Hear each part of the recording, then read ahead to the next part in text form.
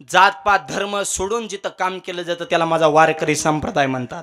आज एवढा हजारो समाज कोण कोण्या जातीचा आहे पण त्याचा विचार नाही. मांडेला बसलो ज्ञानोबा तुकोबाची कृपा महाराष्ट्राच्या मातीचं वैभव आहे. हे विचार या ज्ञानोबरांच्या व्यासपीठावर प्रत्येकाच्या अंतःकरणामध्ये रुजले जातात. 10 लाख वारकरी माऊलीच्या सोबत आहे. कधी कोणाला जात विचारली? माऊली शिवाय बोलणं नाही राव. या माऊली, बसा माऊली, जेवले का माऊली, धक्का लागला तरी माऊली बघून चला की प्रेमानच बोलणार. हा वारकरी संप्रदाय. दुसरी जागा नाही. कलियुगा माझी करावे कीर्तन, एवढी एक जागा. इथं हजारो माणसं एकत्र होतात ना. दुसरीकडे कुठं राहिल्यात? इथं यात्रेत बी पिऊन धिंगाणा करत त्यात तिथं माणसं एक होय ना. सभेला बी पैसे देऊनच आणावं लागतात. ते बॉम्बाला त्यात 500ने ठरलं आणि 300नेच दिलं. म्हणजे ज्याने सभा ठेवली त्याचं वाजवून टाकत्यात. इथं आहे का कोणाला पगार पैसे? उत्स्फूर्त सहभाग. स्वतःच्या आनंदासाठी आपण येतो. आणि जातपात धर्म पेहऱ्याच्या पलीकडं महापुरुषाला जातीत वाटून घेणं हा त्यांच्या विचाराचा अपमान आहे. मायबाप भगवान बाबा असतील, वामन भाऊ असतील, यांचं कार्य कोण? भगवान बाबा 5 कर्मेंद्रे, 5 ज्ञानेंद्र, 11 मन यांच्यावर ज्यांचा ताबा आणि वारकरी संप्रदायाचा ज्यांनी शोधून काढला गाभा त्यांचं नाव संत भगवान बाबा. महापुरुषाला जातीत वाटून घेणं हा त्यांच्या विचाराचा अपमान आहे. मायबाप छत्रपतींनी आणि हे छत्रपतींवर विचार कुणी रोजवले? तुकोबाराने. सकळ अशी येते आहे अधिकार कलियुगी उद्धार हरीचे नामे. म्हणून तरुण मला विनंती, कष्ट करा, नीती ठेवा, स्वाभिमान ठेवा, विचार उच्च ठेवा, आई वडिलाची सेवा करा, निर्व्यसनी जीवन जगा, तर तुमची लग्न होते. भगवंताच्या नामात किती ताकद आहे सांगतो ऐका. वारकरी बाबा पंढरपूरला निघाले पण धर्मपत्नीनं पाय धरलं. महिन्याचे वारकरी होते. मालकीन संसारामध्ये तरवेज होती. ती म्हणली मालक वारीला जरूर जा पण गव्हाच्या पेरणीचा कालावधी चालू, गहू पेरण मग जा वारीला. महिन्याचे वारकरी आणि धर्म दोघातलं एक कोणीतरी जरा व्यवहार ज्ञानात हुशार पाहिजे. दोन्ही गाबुळे म्हणल्या वाटूळच. एक कोणीतरी हुशार पाहिजे. शक्यतो ह्याच हुशार असते तर आपला मोकळा कार्यक्रम घालीन लोटांगण मोकळं पटांगण. पण ह्यांचं तंत नियोजन असतं. आणि शेतकऱ्याची बायको म्हणजे साक्षात लक्ष्मी. तुम्हाला खरं सांगतो, शेतकऱ्याच्या बायको इतकी सहनशीलता शेतकऱ्यात सुद्धा नाही. आणि शेतकऱ्याची बायको इतकी काम करण्याची ताकद कोण दुसऱ्यात नोकरदाराचा तर विशेष सोडून नाही. पण शेतकऱ्याची बायको लय खंबीर कामाला, राग नाही, लोभ नाही, मानापानाच्या अपेक्षा नाही. नवरा बायकोची त्यांची कधी भांडणं होत नाही. चुकून झाले नवऱ्याने ठोका टाकू त्या फुसफुस करते, रुसून जाते. कापूस याचा परत माघारी. शेजारी म्हणली रुसून गेली 2 महिने येणार नाही म्हणली. 2 तासात का आले म्हणले. त्यांचं ऐकून काय कपाशीचं नुकसान करू का? मग मर्याच कापूस उन्हात आणायचा. सुट्टत पण नाही, बोलल्याशिवाय तर राहत नाहीत. आपले जे कडक टोप्यात नाही हे ह्यांच्या जीवर आहेत. महिलांचे सुद्धा कधीतरी आभार म्हणा. मला शेतकऱ्यांचं एक वाक्य म्हणतात, शेती परवडत नाही पण माणसाची काम करण्याची प्रवृत्तीच कमी झाली हो. आता आमच्या भागात ते पश्चिम महाराष्ट्रात दुग्ध व्यवसाय जरा जास्त आहे. माणसं वस्तीहून गावात सकाळी 7 वाजता दूध घाला येतात. मग सकाळी 7ला दूध घाला आलेला माणूस घरी माघारी कमीत कमी कितीला जावं बा? 8ला 9ला 2 तास. तर दूध घालणं 15 मिनिटाचा विषय. 12ला घरी जातात. म्हणजे तुम्ही 5 तास कोणत्या कंपनीला दूध घालिता बुवा? दूध 10च मिनिटात घालितात. फक्त गप्पा, निंदा, टीका आणि ह्याचं त्याचं नुसतं व्हाय करायचं. ह्या टोळीत 5 मिनिटं, ते टोळीत 5 मिनिटं, ह्याचा चहा पिन त्याचा पिन, ह्याची भांडणं त्याच्यापाशी, त्याचं ह्याच्यापाशी, ह्याचं त्याच्यापाशी, नुसतं व्हाय करणार. आणि गप्पा तर अशा रानात गावात उगावलंय ती काढायचं, बघायचं, खतं येतील टाकायचं पडले. आणि गप्पा अमेरिका, जपान आणि परत म्हणायचं शेतीत दम नाही. कामच करण्याची प्रवृत्ती राहिली नाही ना. 5-5 तास जर आपण गावात बोंबलत फिरत बसलो, त्या 7 ते 12 काम किती करायचं? महिलांकडून शिका. स्वतःचं आवरून, मुलीचं आवरून, मुलीचं आवरून, मुलीची वेणीफिणी करून, मुलाचा डबा बांधून, स्वतःचं सगळं आवरून डबा बांधून 11ला त्या रानात येतात वस्ती डायरेक्ट. आणि हे डायरेक्ट गावातून रानात वाडा जेवायला भूक लागली. काम काय केलं बघतो नेमकं? आपले जे प्रपंच आहेत ना ह्यांच्या जीवर आहेत. आणि स्त्री शक्तीवर टीका करण्याचं नाव ठेवण्याचा कोणाचाच अधिकार नाही. महिलांवर बी काय महाराज मंडळी टीका करतात की एखादी गोष्ट महिलांना सांगितली ती गोष्ट महिलांच्या पोटामध्ये राहत नाही, लगेच पुढच्याला सांगून टाकतात.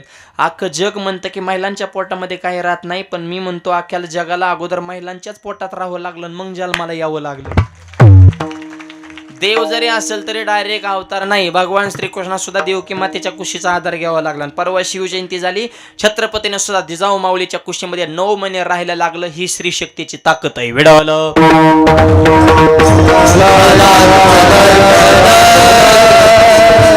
पती पत्नीमध्ये एक विचार पाहिजे. वारकरी पंढरपूरला निघाले, मालकीने सांगितलं, मालक म्हणले ठीक आहे. आणि एक विचार असतो नवरा बायकोत पण नवीन नवीन नवरी बघा ना किती शुद्ध बोलती. मालकाला एव्हा तेव्हा, मालकाला म्हणजे तुम्हाला जे माहिती कशाला जेवण ती मरायला ते अनुस्वार ऐकून त्याचं पोट ऐकलं का अरे बाहेर रे का काय ते गायबा नाही का काय ते सरळ बोल की ह्यावन तेव्हान जेवण केव्हान नसतं अनुस्वार त्याला मरायला देत असते. आपली बोली भाषा जशी असेल तसं सहज बोलायचं.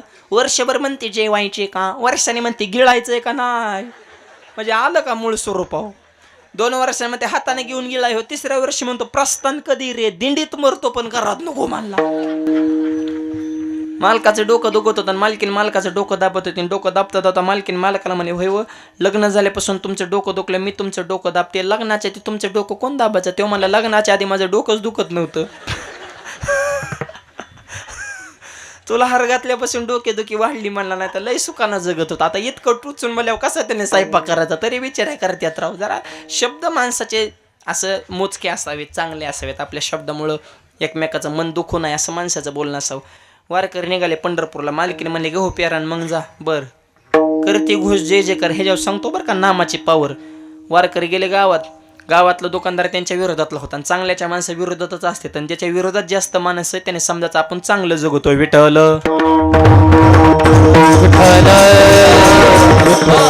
सध्या तसंच आहे ना मग. खऱ्याला गोळी, खोट्याला पुरणपोळी, खरं खाता गटकाळी, गरीबाचे फाटले जोळे, उसाला टोळी, मोठ्याच्या घरात पोत्या पोत्याने पडली साखर, गरीबाला मिळाला भाकर, शेतकरी राजा असून बी झाला नोकर. काय खऱ्याला किंमत आहे? त्या जपानमध्ये चोर पकडा मशीनाला 1 तासात 500 चोर सापडलं. चोर पकड मशीन अमेरिकेत नेलं, 1 तासात 2000 चोर सापडलं. चोर पकड मशीन भारतात अर्ध्या तासात मशीन चोरीला गेलं. आता का नुसत्या लाबड्याच म्हणे. बीडचा बाजार भरला, बीडच्या बाजारात एक जण माशा मारायची पावडर काय बसलं तर 2 रुपयाला पुढे माशाच मारणार. लोक म्हणे 2लाच माशा मारतात, मरणाच्या पुढे खापले. एक जण घरी गेलं, बायकोला पुढी सोड, पावडर आणली. पुढी सोडली, पुढीत पावडरच नव्हती, कागदाची चिठ्ठी होती. चिठ्ठी पेनानं लिहिलं तर उजव्या हाताने जेवण करा, डाव्या हाताने माशा हाना.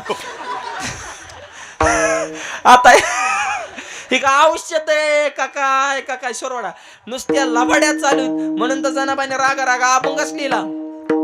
धुंद झाला तुझा दरबार, धुंद झाला तुझा दरबार, धुंद झाला तुझा दरबार, धुंद झाला तुझा दरबार, धुंद झाला तुझा दरबार, धुंद झाला तुझा दरबार, धुंद झाला तुझा दरबार. टाळीवाला टाळी टाळी टाळी टाळी टाळ.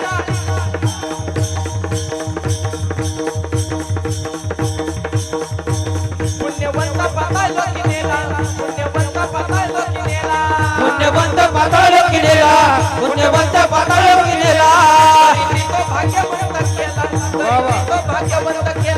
दरिद्री तो भाग्यवंत केला, दरिद्री तो भाग्यवंत केला. चोरट्याचा बहुमान वाढविला, चोरट्याचा बहुमान वाढविला. कीर्तिवानाचा अपमान केला, वानाचा अपमान केला, कीर्तिवानाचा अपमान केला.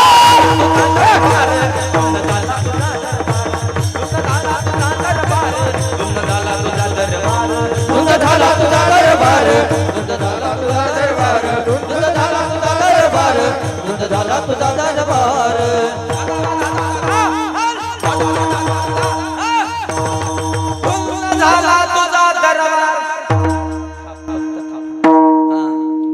दरबार धुंद झालेला आहे, खऱ्याला किंमत राहिलेली नाही.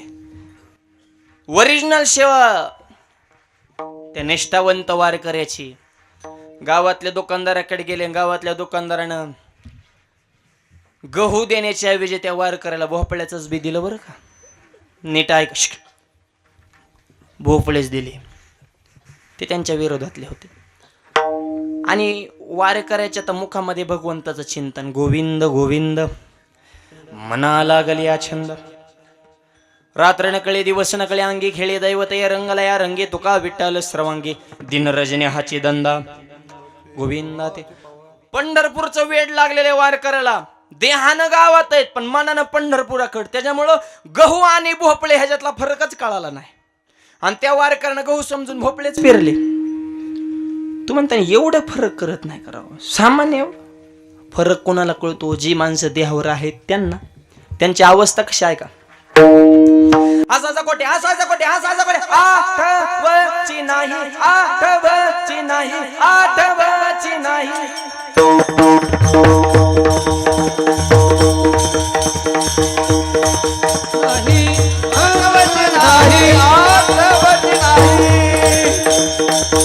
टाळी करा.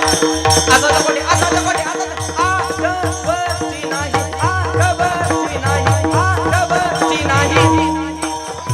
आजाद कोटी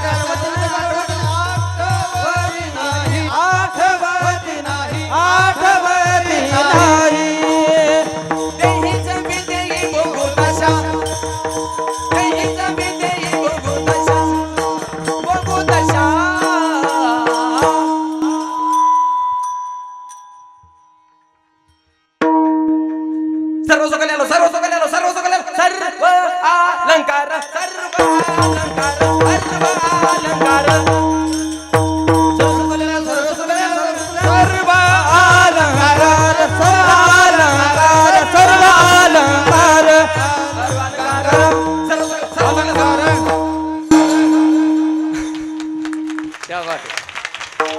बसणारी म्हणते का धावत ते बो एकमेकाच्या अंगावर. डोकी चक्रम झाले ते का ह्याला लय घासावे लागते. इतकं सोपं नाही. आज गाणारे वजनदार, वाजवणारे वजनदार, नाही तर हे उचलायचं इतकं सोपं आहे का? जिंदगी गेली काय कांचा सा लागा नाही. ताल त्या त्यांच्या स्वप्न सुद्धा येत नाही. गुरुजी सुद्धा बऱ्याच शिष्यांना कटाळल्यात आहेत. हो बाळा, तुझ्या नादाने माझं विसरलं बाबा, पण तू नाही रे शिकला. तू पकवा जाऊ बसवलं, तुला तर शाईच पाडली. पिटी बसवलं तर भाताच फोडला. टाळ गाळ्या दिला तर टाळात बोटं घेऊन घेतली. येण्याच्या आता आरात वाढल्या. तू एकाच लायकीचा वदनी केवळ घेता नाम गॅस तेरे बस की बात नाही हो, निकलो चलो. आता इतकी पोरं त्याच्यातली सगळी थोडी शिकत आहेत. काय काय खाण्यावरच सांभाळावं लागत आहे. त्याच्यातली वस्तुस्थितीच आहे ती. हे गायन वादन ते रक्तात असावं लागतं.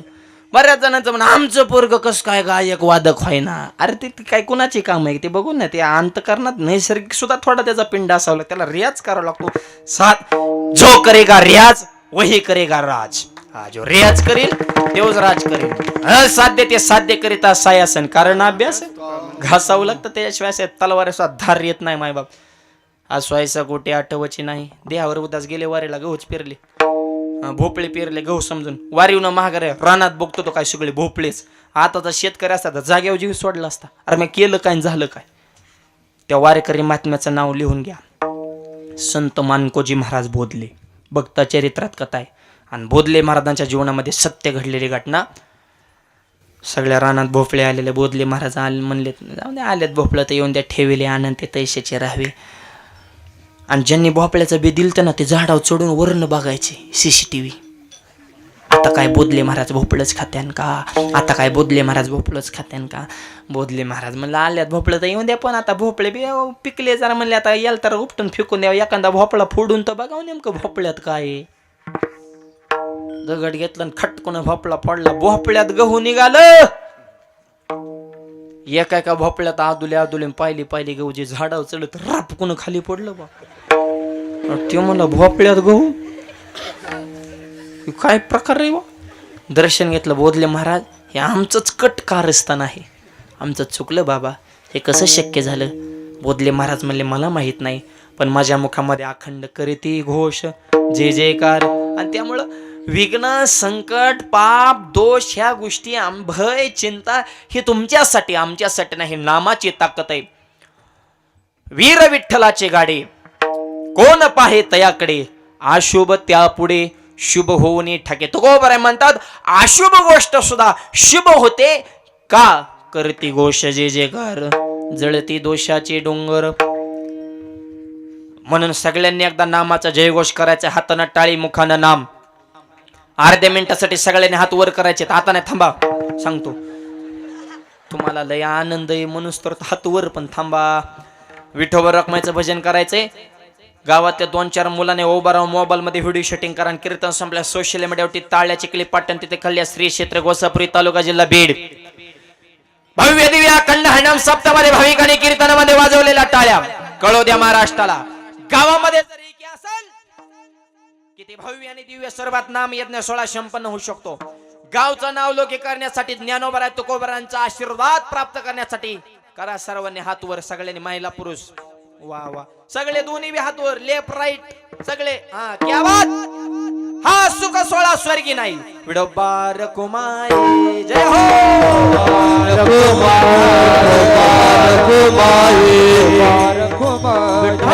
रखुमाई